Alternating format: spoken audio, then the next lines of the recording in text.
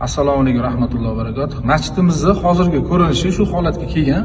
Bu masjidning futbol qismi namozxonlarimizni tinch, emin-erkin, hayolini buzmasdan mazza qilib namoz o'qishligi uchun bu yerda Xudo xolisa jazirama issiq kunlarida salqin bo'lib turish uchun ventilyatsiya ishlari boshlanmoqchi. Inshaalloh qo'limda hozir prayslar turibdi. Kechagina ishchi guruh shu ventilyatsiyachi bilan gaplashdi, chaqirtirdik, narx-navolarni berishgan.